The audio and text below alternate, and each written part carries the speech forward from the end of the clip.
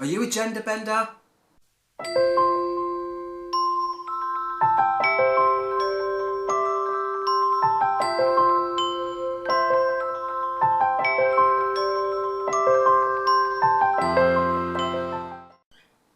Hi guys, it's Alex110. How's everyone doing? Good, I hope. This subject, in particular on Fragrantica, which is my favourite perfume community website. Oh, hello. It's a question that comes up all the time.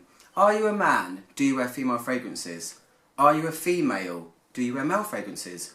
Can I pull this fragrance off if I'm a man, even though it says for women on it? And vice versa. You get the gist. I personally don't like to put things in boxes. I pretty much wear mainly fragrances that are marketed towards women because I don't really care. But for people that comment on my channel all the time, you know, can I pull this off if I'm a man? Can I wear this? It's really up to the individual. It really is. There are a few fragrances if you want to get started on that, if you want to delve into maybe the other side of things. I know marketing has a huge role to play in what people pick when they buy fragrances. If you're not an experienced fragrance shopper, you're going to go to the men's section if you're a man and pick something out. If you're buying a present for someone and it's a girl, you're going to go there. So for you guys that maybe want to gender bend your fragrance, I've picked out 5 of my most obvious female fragrances that are marketed for women that actually could fit a man, that I can just see straight down the middle. I don't really like to put things in boxes ever, and I don't like labelling things, mainly because I can't fix my label machine.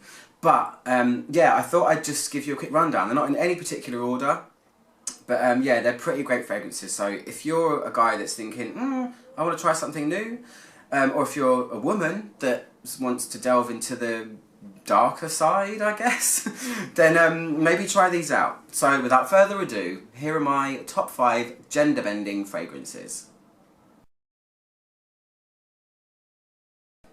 Number 1 is Midnight Poison by Christian Dior. This one is probably the most obvious one, but this to me is a very obvious gender bending fragrance. It's a dark, kind of heavy patchouli rose, very easily masculine, even though it's marketed towards women, and it's in this beautiful little bottle right here. Absolutely gorgeous. It's quite heavy, it's musky, it's a little bit rough and dirty, but with just a touch of femininity in there, which probably makes it cross over into the female category. But Midnight Poison, absolutely outstanding fragrance.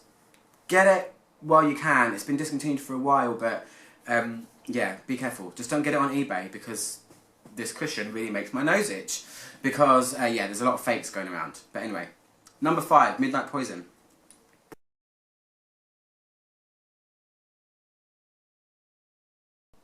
Number 4 is Black Orchid by Tom Ford. Loads of guys wear this. Loads of people in the fragrance community own this and wear it.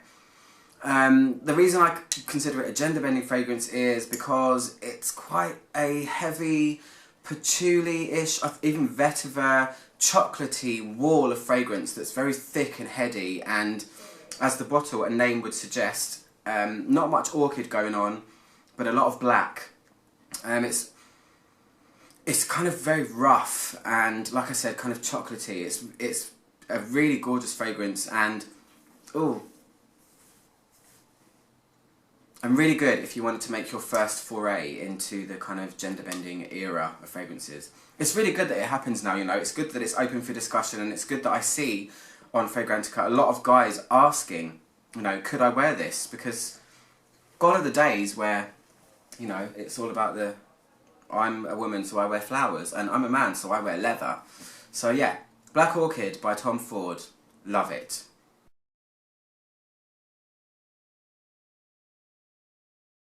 Number 3 is Cheap and Chic by Moschino.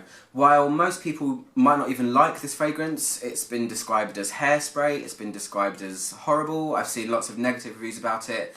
I think it's pretty damn cool. It's a floral woody musk. It's not like anything else I've ever smelled before. I'm going to spray it on my jumper right now. Yeah, a lot of flowers, but quite kind of masculine smelling flowers, I think.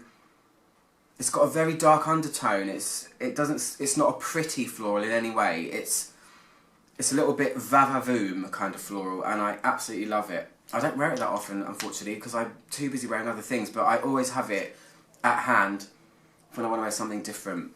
Cheap and Chic La Moschino. Really affordable as well, by the way. Number 3.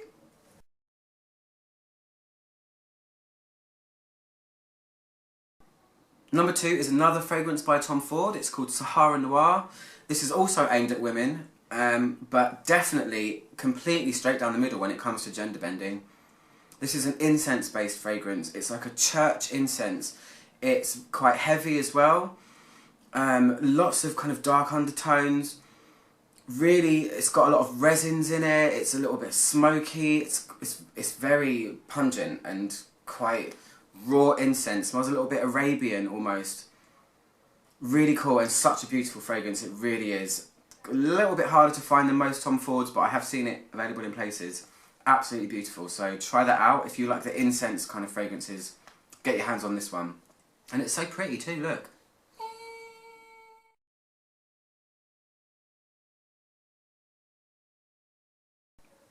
And number 1, and not by any means least, is Argent Provocateur L'Argent. I don't think guys would ever pick this up in a fragrance shop to try for themselves if they saw it.